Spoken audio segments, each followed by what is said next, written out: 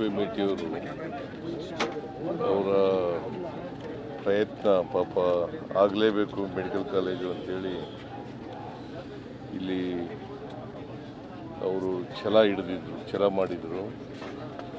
ಹಾಗಾಗಿ ದಿವಂಗತ H V ಮೇಟಿಯವರ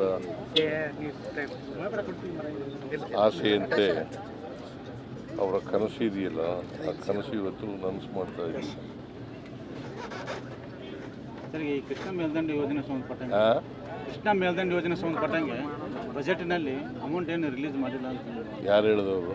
ಪ್ರತಿ ವರ್ಷ 10,000 ರೂಪಾಯಿ ಕೊಡ್ತೀನಿ. ನಿನಗೆ ಗೊತ್ತಿದ್ದೀನಿ, ಪ್ರತಿ ವರ್ಷನೂ ನಿನಗೆ ಗೊತ್ತಿಲ್ಲದೆ ಯಾಕೆ ಮಾತಾಡ್ತೀಯ? ಅಲ್ಲ ಸರ್, ದುಡ್ಡು ಇಟ್ಟಿಲ್ಲ ಅಂತ ಯಾರು ಹೇಳಿದ್ರು ನಿನಗೆ? ಅಂದರೆ ಈಗ ಬಿಜೆಪಿ ಇವತ್ತು ಪ್ರಾರಂಭ ಮಾಡ್ತೀವಿ. ಸಂತ್ರಸ್ತರಿಗೆ ಯಾರು ಜಮೀನು ಕಳ್ಕೊಂಡಿದ್ದವ್ರಿಗೆ ಅವ್ರಿಗೆ ಚೆಕ್ ಕೊಡೋದ್ರ ಮೂಲಕ ಪ್ರಾರಂಭ ಮಾಡ್ತೀವಿ. ಅವ್ರು ಎಷ್ಟು ಜನ ಬರ್ತಾರೆ ಅಷ್ಟು ಜನಕ್ಕೆ 3 ವರ್ಷದಲ್ಲಿ ಮಾಡ್ತೀವಿ. 4 ವರ್ಷ ಟಾರ್ಗೆಟ್ 4 ವರ್ಷದ ಸ್ಕೀಮ್ ಅದು. 4 ವರ್ಷ ಟಾರ್ಗೆಟ್ ಹಾಕೊಂಡು 4 ವರ್ಷ.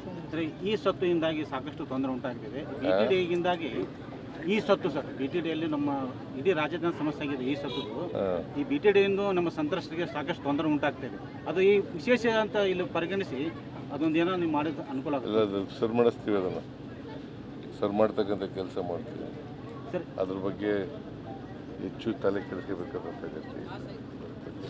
ಸರ್, ಬೈ ಎಲೆಕ್ಷನ್ ಸಂದರ್ಭದಲ್ಲಿ ಈಗ ಮೆಡಿಕಲ್ ಕಾಲೇಜಿನ ಅಡಿಗಲ್ ಸಮಾರಂಭ ಜೊತೆಗೆ ಛತ್ರಪತಿ ಶಿವಾಜಿ ಮಹಾರಾಜರು ಮತ್ತು ಬಸವಣ್ಣವರ ಮೂರ್ತಿಗೆ ತಲಾ 40 ಲಕ್ಷ ರೂಪಾಯಿಗಳನ್ನು ಬಿಡುಗಡೆ ಮಾಡೋದಕ್ಕೆ ಸೂಚನೆ ಕೊಟ್ಟಿದ್ರೆ ಅಂತ ಸಾಮಾಜಿಕ ಜಾಲತಾಣದಲ್ಲಿ ಒಂದು ಲೆಟರ್ ಹರಿದಾಡ್ತಾ ಇದೆ.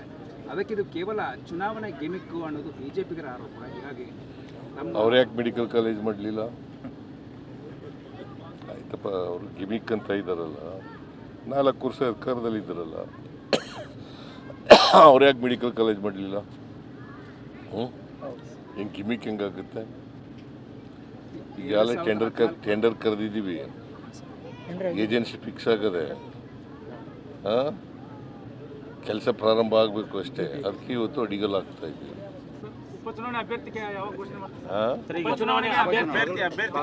ಬಾಗಲಕೋಟೆ ಮತ್ತು ಹೈಕಮಾಂಡ್ ತೀರ್ಮಾನ ಮಾಡ್ತದೆ. ಅವರು ಒಬ್ಬರು ಆಸ್ಪಿರೆಂಟು, ಅವರು ಒಬ್ಬರು ಸ್ಟ್ರಾಂಗ್ ಆಸ್ಪಿರೆಂಟ್. ಇವತ್ತೇ ಘೋಷಣೆ ಮಾಡ್ತಾರೆ. ಹೈಕಮಾಂಡ್ ತೀರ್ಮಾನ ಮಾಡಿ. ಇನ್ನು ಎಲೆಕ್ಷನ್ ಘೋಷಣೆ ಆಗಿಲ್ವಲ್ಲ?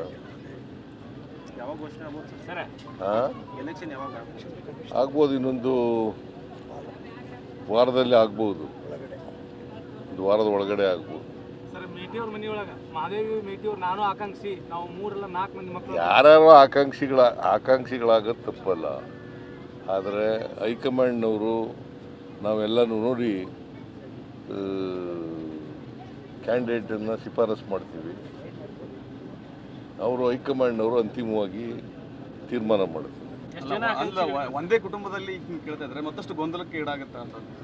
ಒಂದೇ ಕುಟುಂಬದಲ್ಲಿ 2-3 ಮಂದಿ ಟಿಕೆಟ್ಗೆ ಕೇಳ್ಕೊಂಡು ಹೊಂಟ್ರೆ ಕೇಳಿಯಪ್ಪ, ಒಬ್ಬರಿಗೆ ಕೊಡೋದು ಟಿಕೆಟು. ಹೈಕಮಾಂಡ್ನವರು ಒಬ್ಬರಿಗೆ ತೀರ್ಮಾನ ಮಾಡೋದು.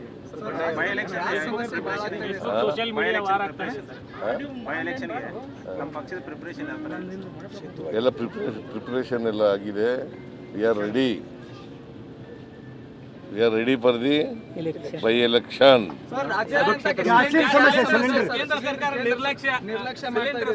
ಕೇಂದ್ರ ಸರ್ಕಾರದ ಜವಾಬ್ದಾರಿ ಅದು.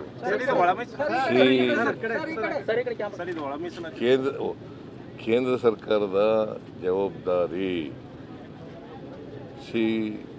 ಸಿಲಿಂಡರ್ ಕೊಡಬೇಕಾಗಿರೋರು ಯಾರಪ್ಪ? ಸೆಂಟ್ರಲ್ ಅಲ್ವಾ? ಸ್ಟೇಟ್ ಗೌರ್ಮೆಂಟ್ ಅವ್ರು ಕೊಟ್ಟರೆ ನಾವು ವಿತರಣೆ ಮಾಡ್ತೀವಿ. ನಾವು ಮಾಡಿದ್ದೀವಿ ಮೀಟಿಂಗ್, 2 ಮೀಟಿಂಗ್ಗಳು ಮಾಡಿದ್ದೀವಿ. ನಮ್ಮ ಫುಡ್ ಮಿನಿಸ್ಟ್ರು 2 ಮೀಟಿಂಗ್ ಬರೆದಿದ್ದಾರೆ. ನಾನು ಪತ್ರನೂ ಬರೆದಿದ್ದೀನಿ ಕನ್ಸರ್ನ್ ಮಿನಿಸ್ಟ್ರಿಗೆ.